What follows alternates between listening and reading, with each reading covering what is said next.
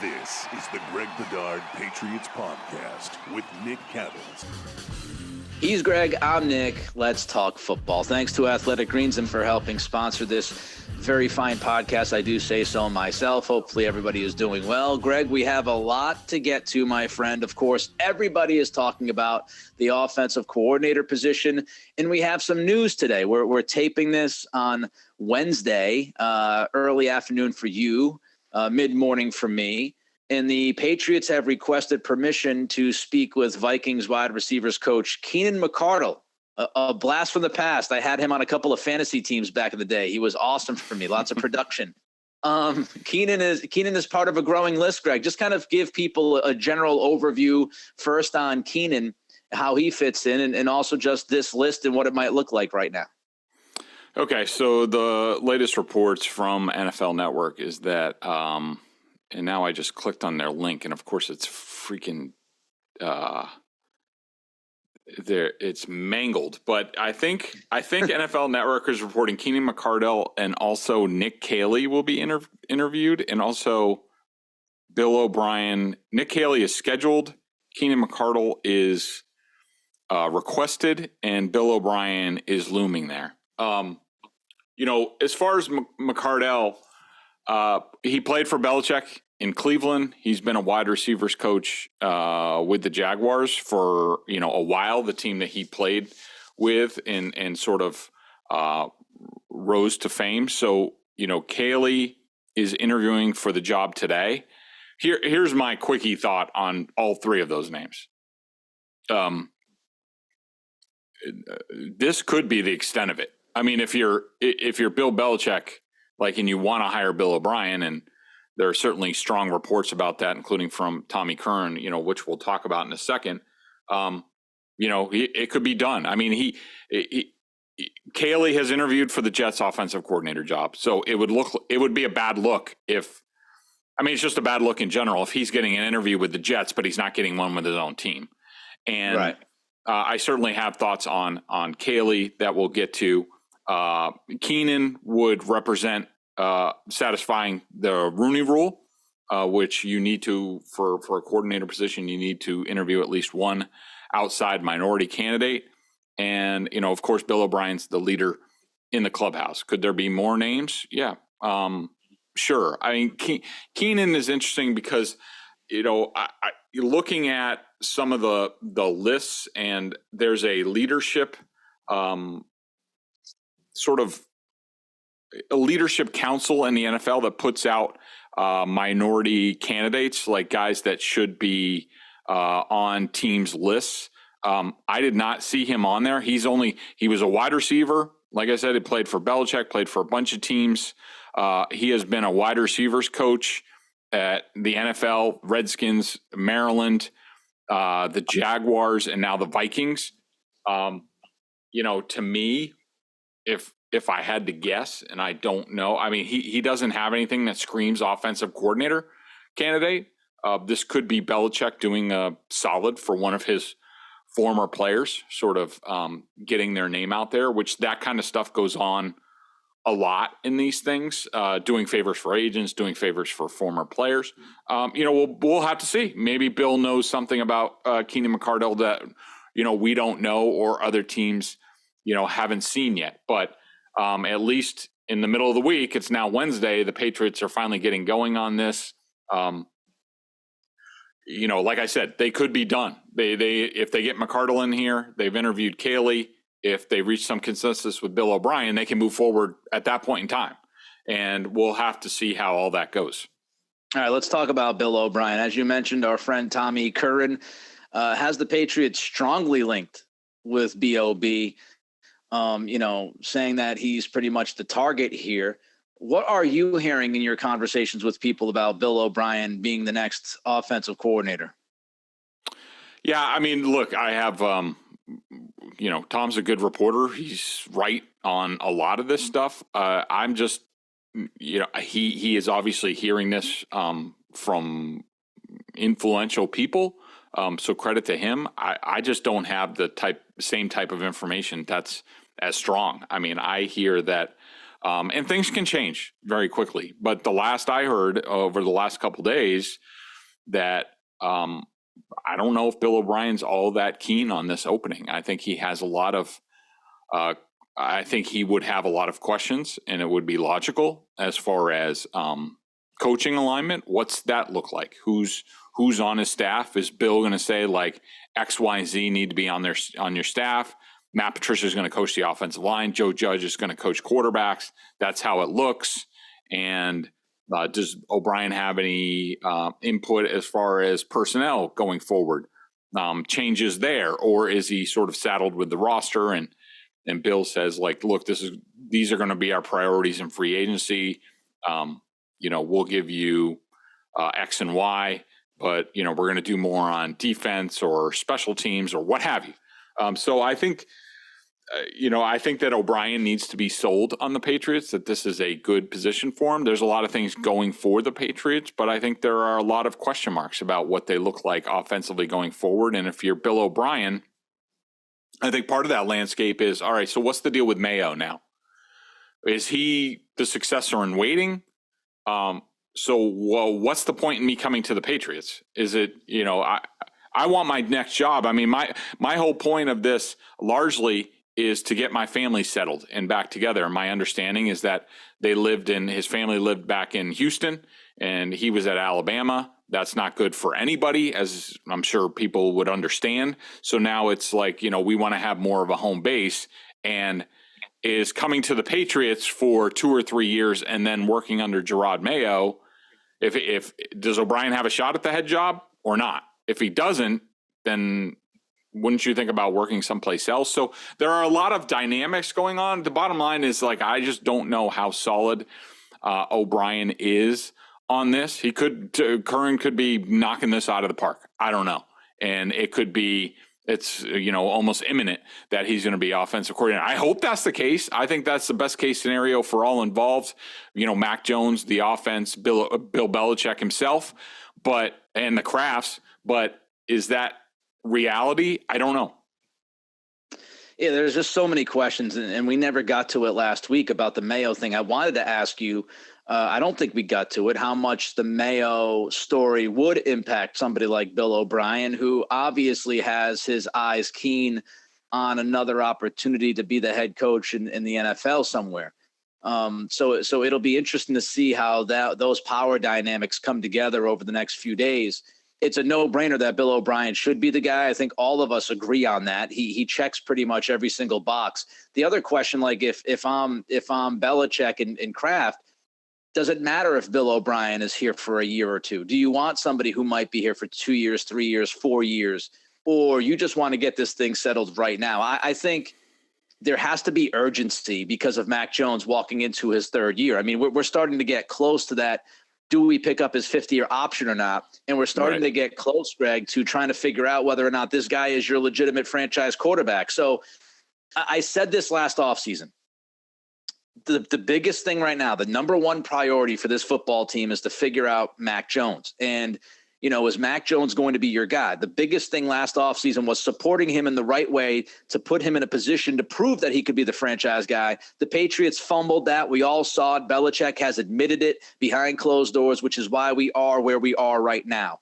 Now the priority of this offseason is to structure your offense in the right way as quickly as possible so you can get to work to make sure you give Mac Jones the best opportunity to prove to you that he is the franchise quarterback moving forward. So Bill O'Brien to me is the clear number one guy who can help you get to that point.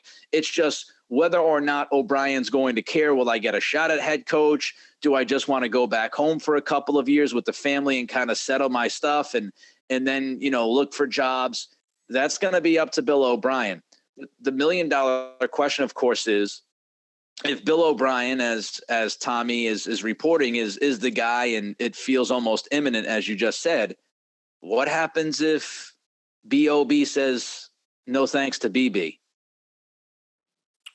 Yeah, I mean, that's what I just don't know. I mean, here's the thing. And first, let me say this, because I already hear myself and I heard Felger after I left yesterday, that Look, I have sources that I need to protect. So on some of this stuff, you might hear me hemming and hawing as far as like how I'm explaining things. Like, it's not because I can't speak. It's because I'm trying to figure out on the fly how much information, and, because I have sources to protect and things like that. And there's some things I can report. There's some things I can't report. So I just want people to know that, including, Michael Fogger. Some of us actually have information to give and not just opinion. And so, I'm trying to couch this as much as possible, so it's not streamlined or anything like that.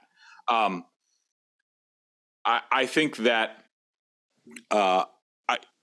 that's sort of like the real fear of like what happens if it's not O'Brien. Like if, and from what I understand, my understanding about Nick Caley, who I think people that know him think that I wouldn't say he definitely has offensive coordinator potential, but it's sort of like an unknown factor with him. There's a lot unknown about how much, like, how would he deal with quarterbacks and things like that. I think there's a lot of unknown. I do think Nick is really smart and a promising, coaching candidate going forward. But is he ready for that? Is he prepared for that? Does he have enough varied experience for an offensive coordinator? I'm not sure. And that's probably part of the reason why Bill, small part. I mean, I think a lot of it had to do with Caley's contract status, and maybe Caley wanted the offensive coordinator title straight out, and Bill's like, you've barely even touched the quarterback so far. How do I know whether you're offensive coordinator or not? You need to prove yourself, just like Brian Flores did, or whoever else didn't have a title. Matt Patricia didn't have the title for a long time. Blah blah blah. So I think there are some questions about Nick. And, there's a lot of promise, but, not, there's not a defined sort of picture of him as a coach going forward. So if it's not O'Brien, if it's not Caley, then what do they do? Now we're talking about Bill Belichick possibly going completely outside the family, which he's never done in his entire career. Like he just doesn't do it. I mean, basically he hires guys straight out of college, trains them, brings them up the right way. Very rarely have they brought in even assistant positional coaches from other NFL teams. Like the only guys that come to my mind are Brendan Daly, who was a defensive line coach here, left after a couple of years to go to the Chiefs, where he still is for basically this. Or I think he went to the Vikings. And now he's at the Chiefs. Or no, he came from the Vikings. And also Dave DeGuglielmo, who was an offensive line coach who only lasted 2 years here.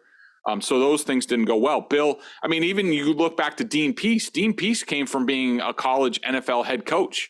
He hadn't been in the NFL, or at least not very long, before he came here and was eventually defensive coordinator. He rose through the ranks. So if Bill goes completely outside the family, and we're talking like anybody that you're keen on, whether it's Zach Robinson from the Rams, or, any offensive coordinator sort of du jour that you want to talk about, that would be a complete departure from what Bill has ever done. To me, that would be an indication that the Crafts are running things. And I don't mind Bill doing that.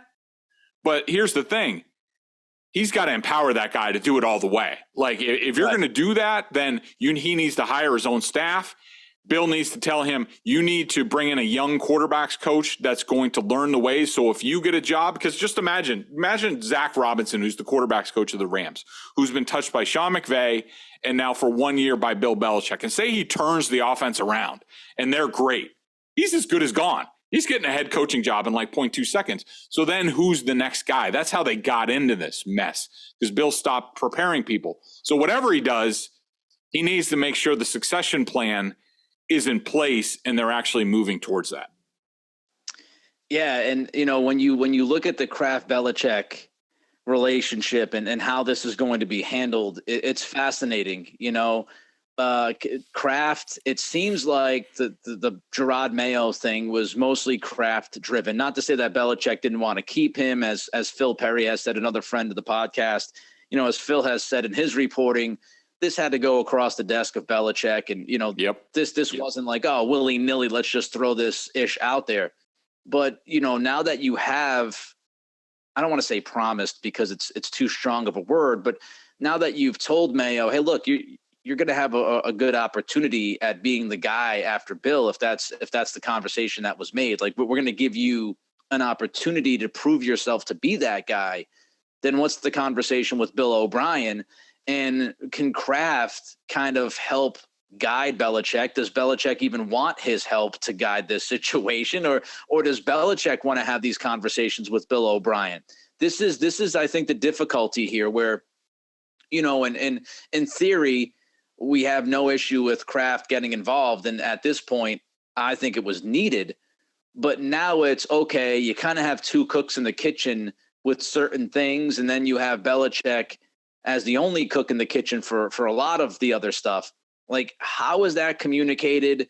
Does Kraft reach out to O'Brien if there's an impasse and say, look, we need you, Bill? And Belichick, like, it's all very fascinating to see how this plays out, because this has not been the situation in New England since Belichick's been here day one. Now Kraft is kind of involved. He's not Jerry Jones. He's not, quote unquote, meddling, but he's involved. He needs to make sure this team is in good shape for next season. That's his number one priority to the fan base. So it's going to be interesting to see how it comes together. My guess is they'll figure it out. Honestly, I don't see Bill O'Brien being mentioned in many other places. That I don't know if that means anything, but usually when somebody's trying to play leverage, you start to see leaks. And I haven't seen anything about O'Brien. Like I haven't seen, he might go back to Alabama.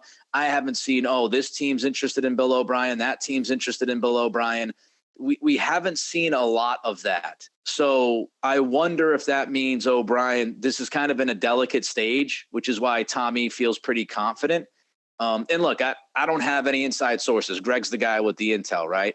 But just being in media for 10 plus years, seeing how these things work, usually if somebody like O'Brien, and O'Brien is a pretty significant name. I mean, he's offensive coordinator at Alabama. We know his history. Usually you start to see things kind of leak out of like, this team's looking at him. He's got these interviews. He's got those interviews. I haven't heard a damn thing about Bill O'Brien outside of he's the target for the Patriots. Now, does that mean it's a fait accompli? Greg doesn't think so, at least not right now from what he hears. We'll see if it is a fait accompli. Speaking of those changes, Greg, the conversations between Kraft and Belichick, I want to get more into that. But first, let's remind the people about the wonderful Athletic Greens. I started taking AG1 because I wanted to make sure I was getting all the vitamins and nutritional supplements I needed in one place. Now I've been on it for 6 months and I love it. Doesn't taste like it's super healthy, kind of has a mild tropical taste, a little minty, and I actually look forward to it each morning. So what is this stuff? With one delicious scoop of AG1, you're absorbing 75 high-quality vitamins, minerals, whole food source ingredients, probiotics, and adaptogens to help you start your day right.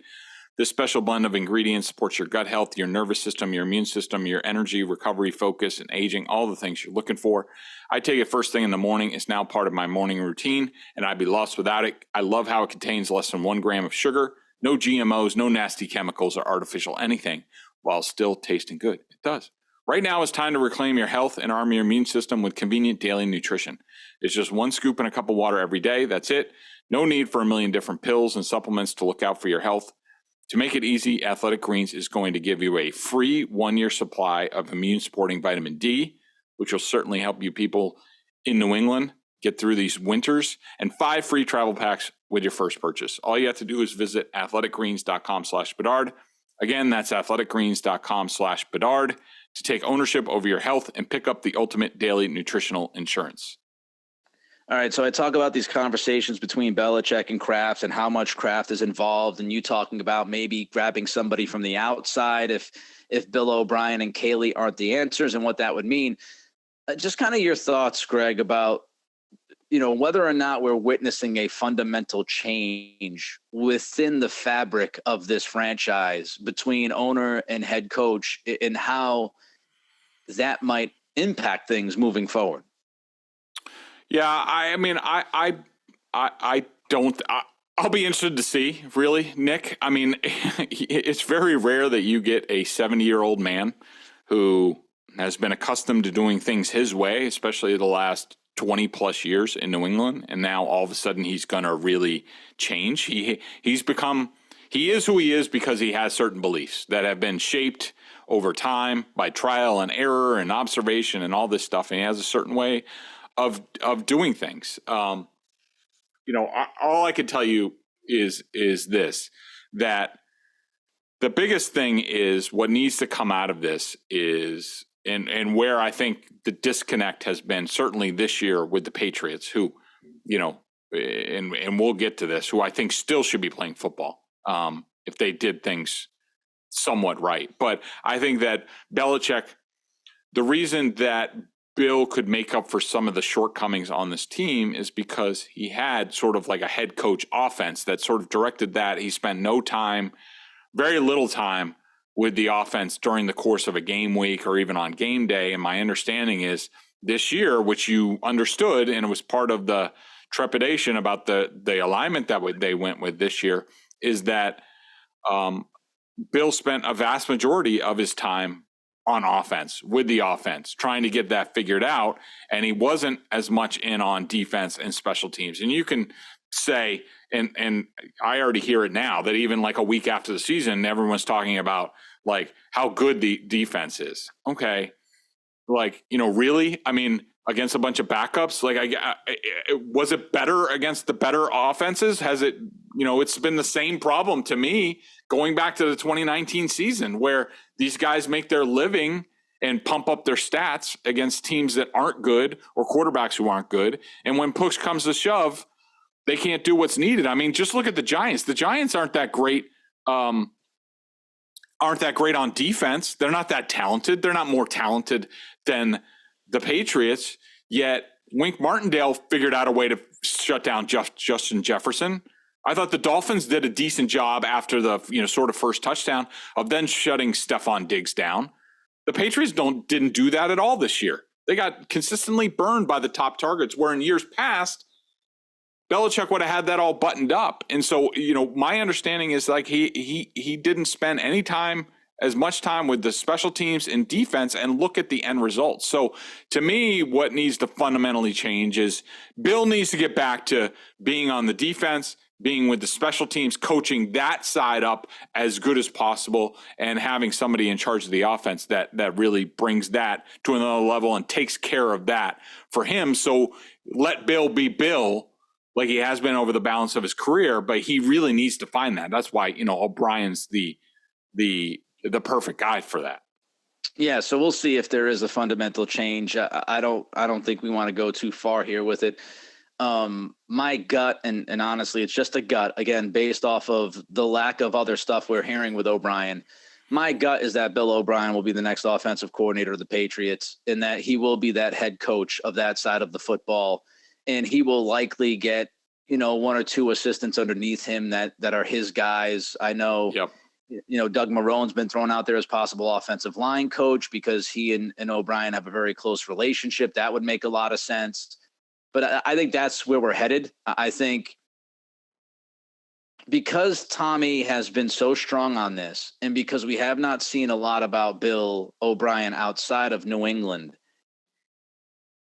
I feel like there's nobody kind of stepping up and saying, no, this isn't the deal, right? Like I think the Patriots are hoping that's the deal, especially the Crafts, and they don't see a whole lot of other options either. Let me ask you this, Greg, though, out of respect to the Crafts, would O'Brien kind of make that call and go, hey guys, we're not there yet? Would he start to push back on this narrative? Because again, there's the only thing out there right now about Bill O'Brien is Patriots. And so it does kind of limit the leverage that O'Brien might have with other gigs. So I just wonder, would O'Brien say, these guys are making it sound like a done deal. I'm still a free agent, baby. Like I could go anywhere I go. The only way that would happen if, say, Jonathan or Robert reached out to him and asked him. Billy, from what I understand, and, I haven't talked to him in a while, but just, I obviously have a relationship from covering him in the past and other things. The Billy O'Brien that I know, he's very much a chain of command type of guy. And what's interesting, I do know that I think it was last week, he was grinding away on Alabama stuff at Alabama. Now, that could have just been typical end of the season stuff and not going forward. So I'm just putting that out there. And here's the other thing that I heard from somebody today that I thought was interesting, that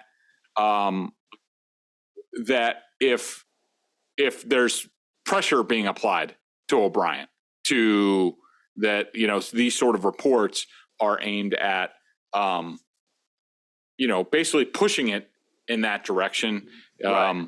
Maybe keeping other teams away from him, that sort of thing. Like, I don't know that to be true. I'm just saying I heard this from someone today, but I just thought it was an interesting thought. But I don't think Bill O'Brien would go around Bill Belichick and go to the crass and be like, hey, I haven't heard X, Y, and Z. If all of a sudden that gets back to Bill, that's not going to be good. That's just not the way O'Brien operates. He's a chain of command guy. Yeah, I was just wondering, because as you just said, it does seem strange that, like, if I'm Bill O'Brien, I'm sitting there going, wait a minute, man, like, this is not. I haven't even heard from Bill Belichick yet, and now I'm being talked about like I'm going to be the offensive coordinator. I'm in the building already. Like, what the hell's going on? I'm looking for a gig, and what's happening here? Like, I need to have some say in what the hell's going on with my own career and life. So we'll see. Any news on Matt Patricia? One interesting nugget I heard this week is that first of all, his Detroit payments are coming to an end. So that means he no longer has a contract anywhere. So that means that if he's going to continue on with the Patriots, that he would need a new contract and all that. And I think there is thinking around the building that it's a possibility. I don't know how strong, that he is out altogether. And that might be the best thing for him, to go out and, prove himself someplace else. I think in my opinion, knowing what I know, and with each passing week, you hear more and more sort of stuff that went on this season and how dysfunctional it was internally with the offense and the offensive coaching staff. I think if Bill Belichick if he really took ownership of all this stuff and thought about what's the best way forward for this offense, it would be to blow both Matt Patricia and Joe Judge out of the building. I think it would be a great sign to the players that things are going to change, that's Bill, without saying it, acknowledging, I screwed this up big time. I put you guys in a bad position. I'm going to get this right. My bad, without having to say the words. That's what, if you're Mac Jones and you see that and you're just like, okay, here we go. All right. It was a mistake. It's over. Here we go. We're going forward. We're all good, Bill. Here we go. And so I think those are all distinct possibilities. It'll be a concern of mine if Joe Judge is outside the building, not because I'm like a huge believer in like Joe Judge, but he did do a good job with special teams, and Cam Akord's been a disaster. I hope that doesn't mean that Akord's going to get another bite at the apple, for the love of God, because he's been that bad. So we'll see what happens with Patricia and Judge. All right, some quick thoughts here about the rest of the NFL, Greg. Wild card weekend. What was your big takeaway? My big takeaway was, and hinted at earlier, is that, I'm watching these games and you see, Buffalo isn't like Buffalo last year. And I think we sort of saw that in some of the Patriots matchups, that if they had a little bit more talent, if they had more juice on offense, and actually could, do more than throw a bunch of screens. And I do think they were more aggressive, which we talked about in the finale against the Bills, that if the Patriots were buttoned up more in what they did, if say McDaniels was back and Bill was still, on defense, thinking of ways to stop Josh Allen and Stephon Diggs and helping the special teams, they blew a huge opportunity to make a run this year. I think the Bills are susceptible. They're not that great on defense. You could figure them out. I think that Josh Allen, really and we talked about this before. I mean, Dawson Knox is good. Cole Beasley is giving them a little bit. Gabe Davis is, okay, but it's really Stephon Diggs. You take Stephon Diggs away from Josh Allen and you keep him, and the Patriots did a great job of this in the last matchup. You limit his running. I think he only averaged like 1.8 yards per carry in the last one against the Patriots, which it seems like they got that figured out. It was a really good rush plan. If you were able to shut down Stephon Diggs and you had a better offense, they could have knocked off the Bills this year. The Bills aren't that good with their injury woes and things like that at safety. Cornerback's been an issue all year with injuries.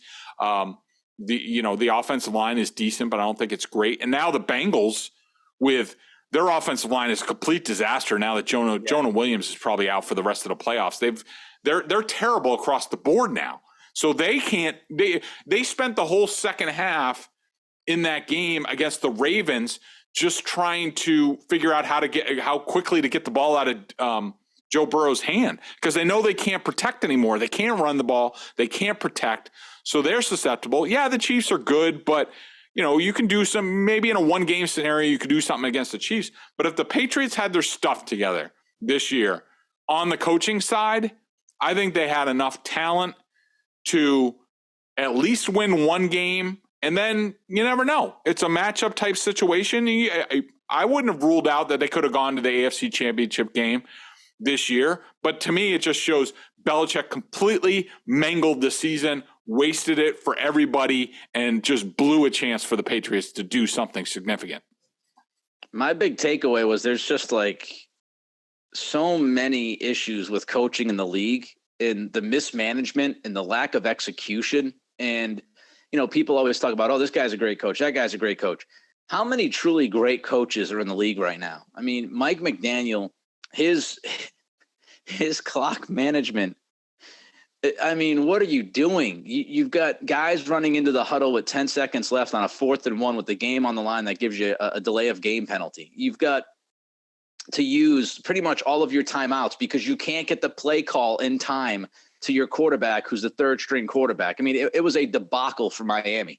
And it was a debacle for John Harbaugh, who's been a head coach for 30 years now in Baltimore. Like, you run the football, you get the ball to J.K. Dobbins, you get a first down with about $1.08 left on the clock, and you literally waste just 30 seconds sitting around in the huddle when you have 2 timeouts in your back pocket, and then you come out in the postgame and say, that's because we didn't want to leave Joe Burrow anytime. John, you got to score first. Like, you've got your backup quarterback in the game. You're at the Cincy 17-yard line. That wasn't a give me situation. Like, you've got to handle the clock and make sure your guys are set and ready to score the touchdown or to score in the first place before you start worrying about Joe Burrow getting the football.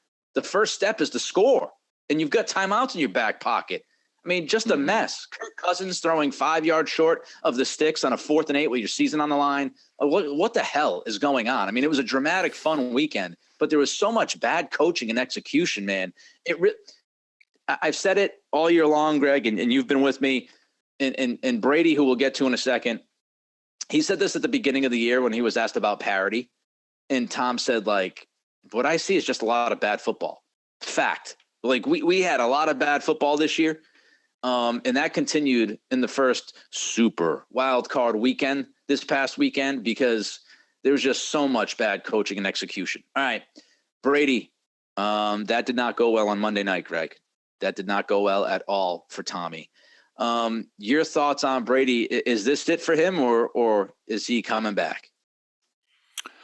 I think he's coming back. I don't think he's going to go out like that. I haven't watched his film much this year, so I don't know where he is. I mean, there's definitely, when you see him now, and you saw it on the terrible end zone pick, that he reacts to pressure now way more than he used to, which you get with older quarterbacks, and that's the big issue that I think any team that looks at him going forward, what is that?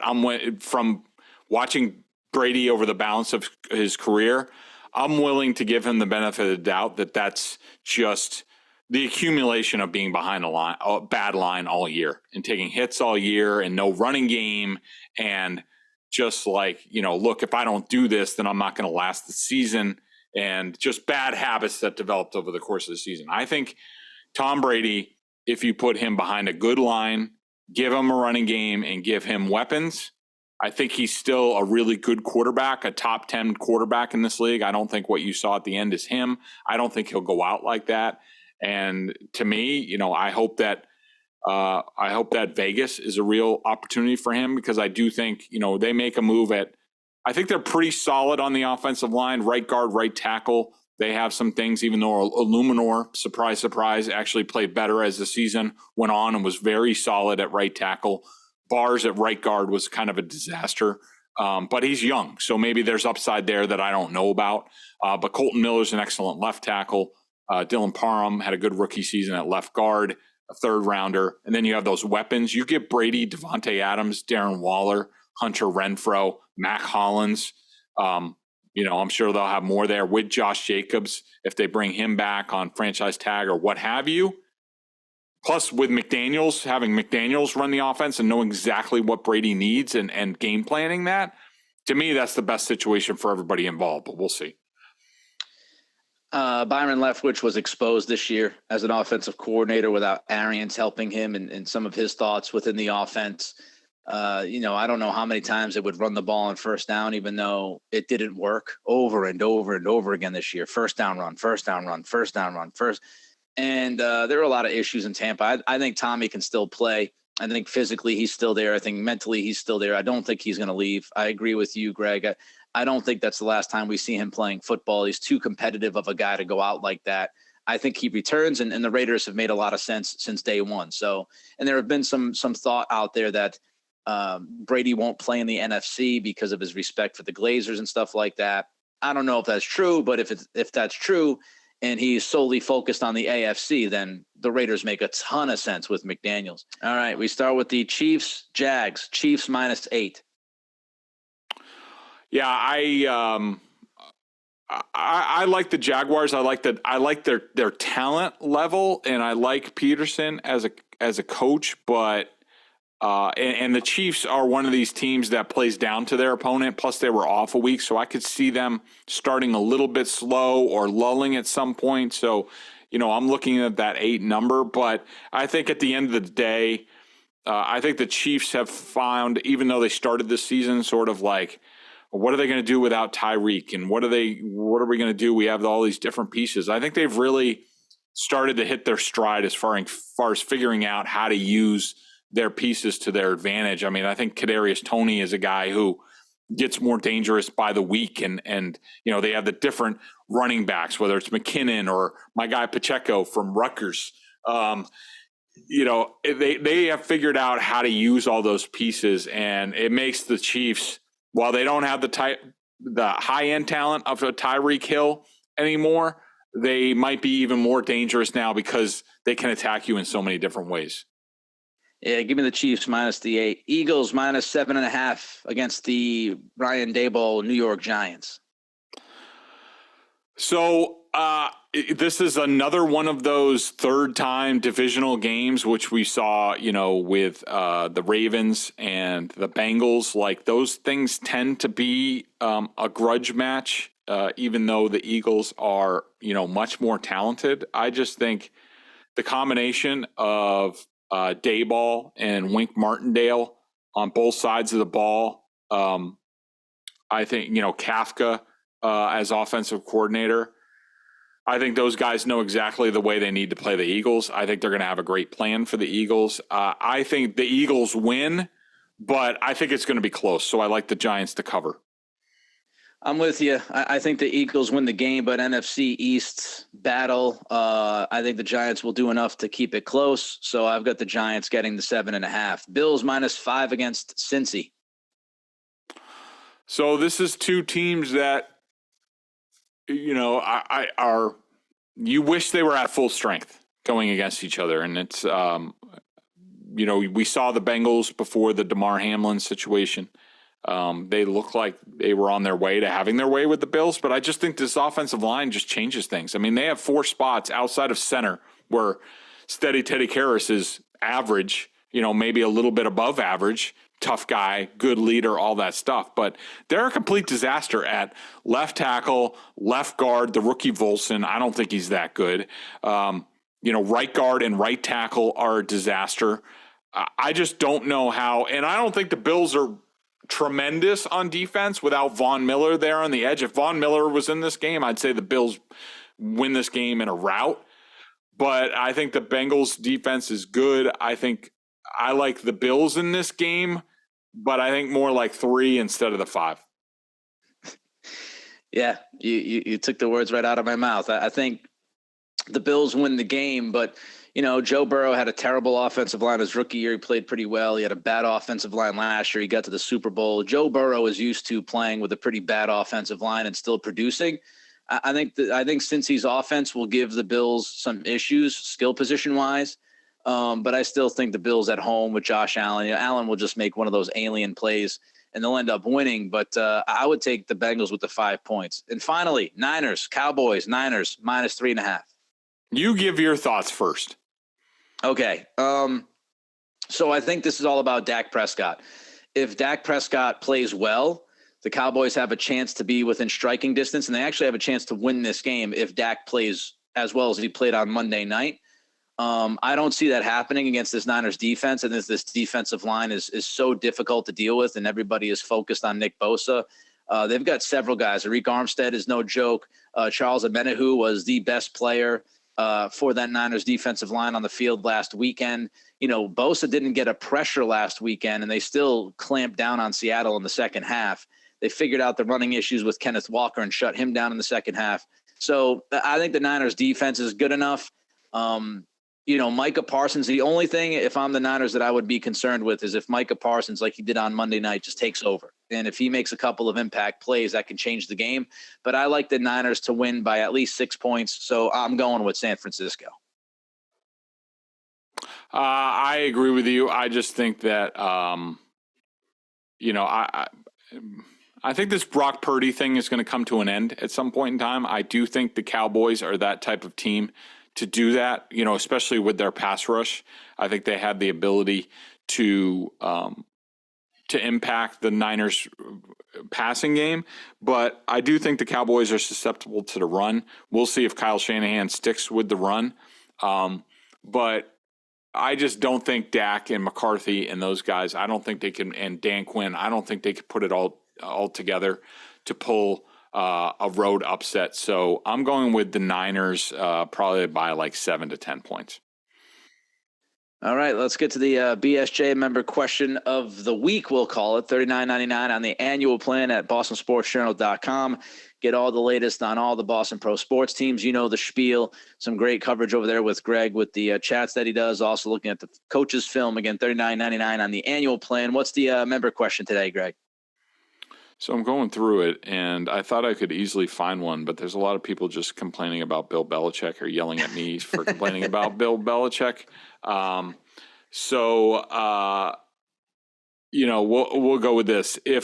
I just wanted to bring this up because I brought it up on Failure Maz, but I wanted to bring it here, and we'll do some more season review stuff as far as the players and what we think needs to be done. But I just wanted to point out, and I'm sure some people are asking, like, why do you hate Kyle Duggar? I don't hate Kyle Duggar.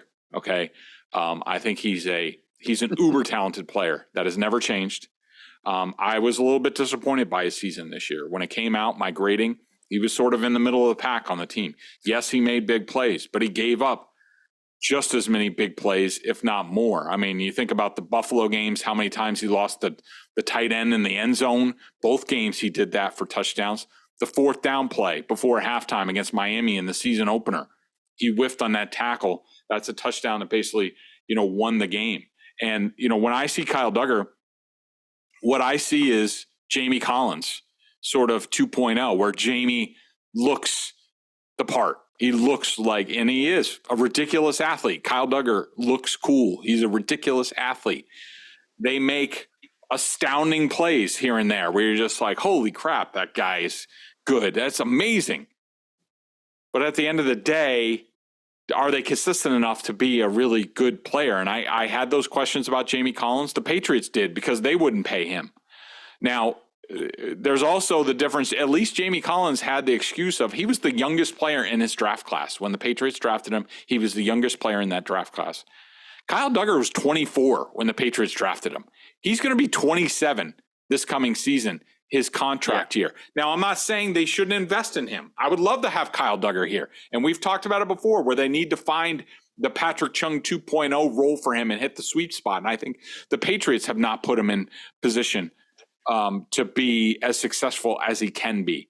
But, I don't think that Kyle Duggar is a great player yet. I think he's a good player. I think he has more of a ceiling. I think he has all-pro talent, but I don't think he's near that level yet. And now it's incumbent upon the Patriots going forward to figure out how to get him to that next level so he's not another Jamie Collins, and instead he's Patrick Chung 2.0. OC update from Ian Rappaport just now on the NFL Network. He calls Bill O'Brien a quote-unquote prime candidate for the OC job, but also mentions, and if you were listening to this podcast earlier, which you were, if you're listening to it now, Greg had said that from what he had heard, Bill O'Brien was still in Alabama doing Alabama work. Rap Sheet says that O'Brien is currently out recruiting, presumably for Alabama. So obviously not a done deal just yet. And Rap also includes Keenan McCardell and Nick Caley, saying that O'Brien, McCardell, and Caley are the only three names currently linked to the Patriots OC gig. So, again, I still feel like Bill O'Brien will be the guy. We'll see if that comes to fruition or not. That's Greg. I'm Nick. It's the Greg Bedard Patriots Podcast with Nick Cattles. When news breaks, we will be here to react to it. We'll also fill you in on all the off-season stuff coming up. So until then, be well, be good, and be healthy.